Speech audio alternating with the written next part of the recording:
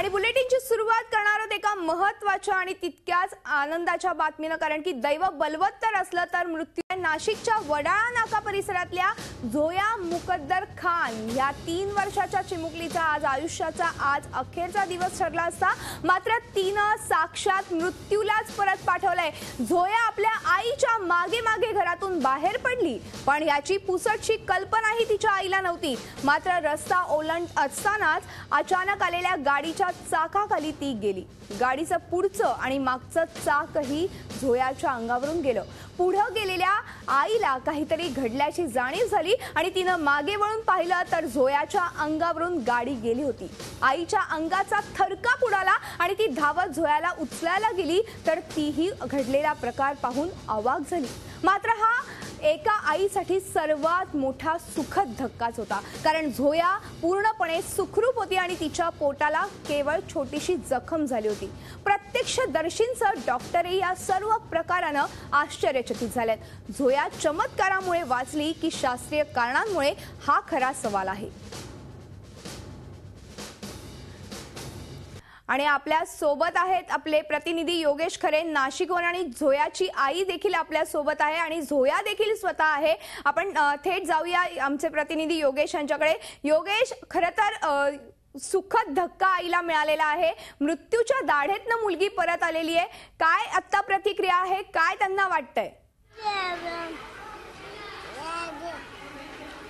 खरंय, देव तारी त्याला कोण मारी जे आपण म्हणतो, त्या उक्तीचा प्रत्यय आज झोयाने आपल्याला आणून दिलेला आहे। तिच्या आईने हे सगळं स्वतः अनुभवलेलं आहे। आपण तिच्या आईशी बोलूया। आपल्यासोबत झोया सुद्धा आहे, आपण बघू शकतो की ती आनंदाने ती खेळते आणि कुठलाही अपघात झाला किंवा तिला काही झालेलं आहे असंही तिला वाटत नाही आणि छानपैकी ती खेळते। जो कुछ हुआ, एक्सीडेंट कैसे हुआ और किस तरह से लड़की आपकी बची? बाहर मैं गई और थोड़ा सा गेट के पास गई, ये मेरे पीछे आई तो मैंने इससे देखा नहीं, और ये इसके आंख के पर मतलब दोनों टायर चले गए। जब दूसरा टायर जा रहा था तो मैंने इससे देखा।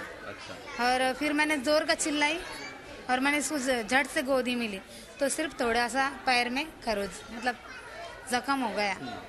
फिर दवा खाने में लेके जाने के बाद डॉक्टर लोगों ने अच्छे से इलाज किया। जब एक्सीडेंट हुआ तब आपको क्या लगा था, बेटी बच पाएगी? नहीं, मुझे तो नहीं यकीन था, मगर ऊपर वाले का करम है कि बच गई वो। अच्छा। मुझे ऐसा हो रहा था कि अब चले जाएंगे, क्योंकि वो इतनी वजन गाड़ी है, तो इसलिए मैं डर गई थी नहीं कि ज़्यादा। फिर मुझे ऐसा लगा नहीं बच पाएंगी, मगर वाकई डॉक्टर लोगों ने इसका अच्छे से इलाज किया। अच्छा। योगेश, मात्र हा डॉक्टर ने क्या बोला जब उसको देखा, तब डॉक्टर ने क्या बोला कि अगर दोनों मैंने तो बोली कि मैंने उनको बोले कि एक ही चाक गया, लेकिन एक चाक का भी कितना वजन रहता, तो उनको भी ऐसा लगा कि ये ऐसा बोल रहे हैं। तो फिर भी उन्होंने मेरी कंप्लेंट लिखा लिए। और वो जो आदमी है उसकी नहीं लिखा है ज़्यादा, वो बोले धक्के से गिर गया, और मैंने बोली टायर से हुई, लेकिन मेरी कंप्लेंट उन्होंने लिखा ली। मम्मी के पास बेटा तो शास्त्रीय कारण यामध्ये काही नाही, पण एकूण जे काही घडलंय ते खरं अनाकलनीय असं आहे।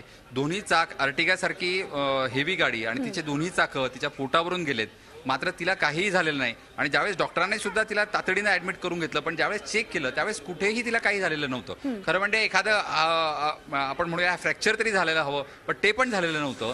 त्यामुळे खरोखर आश्चर्य असं आहे की ती सुखरूपपणे बचावलेली आहे आणि आज आपल्यासोबत ती खेळते। नक्कीच खरंच सुखरूपपणे बचावलेली आहे। योगेश, मात्र जो ड्रायव्हर होता त्याच्या विरोधात काही तक्रार दाखल करण्यात आलेली आहे का? कारण की जरी ती मुलगी वाचली असली तरी देखील अशा पद्धतीनं गाडी चालवणं हे योग्य नाहीये, तर त्याबद्दल काही माहिती मिळू शकली आहे का?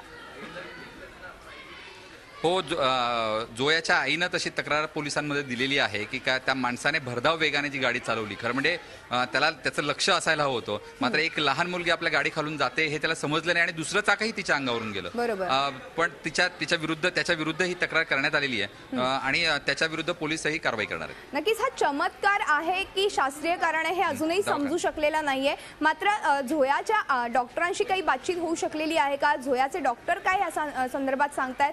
पुढे जाऊन झोयाला काही त्रास होणार नाही ना ह्या सगळ्याचा? कारण की आता जरी जखम दिसत नसली तरी देखील पुढे जाऊन ह्याचे परिणाम उद्भवू शकतात, तर त्याबद्दल काही कळू शकलंय का? हो, याबद्दल डॉक्टरांनी खरबंडे तिची पूर्ण तपासणी केलेली आहे. सुरुवातीला ज्यावेळेस दोन्ही चाकं गेली असं सांगण्यात आलं त्यावेळेस डॉक्टरांना वाटलं की मध्ये जरी वर जखम नसेल तर मधल्या बाजूला जखमा झालेल्या असू शकतात, रक्तस्राव झालेला असू शकतो.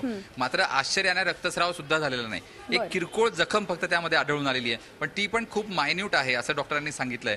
येत्या काळामध्ये पण तिला कुठलाही धोका नाही. आज आपण बघू शकतो की किती छानपणे ती खेळते तिच्या आईसोबत, छानपैकी सगळ्यांशी गप्पा मारते आणि सगळ्यांसोबत खेळते. तिला अशी काही घटना घडली आहे हे तिला जाणवत सुद्धा नाहीये. आपण तिला बघू शकतोय की ती अगदी छानपैकी खेळताना दिसते.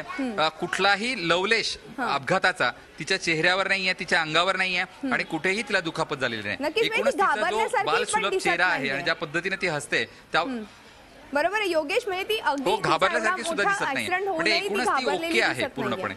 बरोबर, म्हणजे हा कुठेतरी धक्का घेतात मुलं, कारण की अर्थातच एवढा मोठा ऍक्सिडेंट झाल्यावरती कुठेतरी त्यांच्या चेहऱ्यावरचे हावभाव बदललेले पाहायला मिळतात.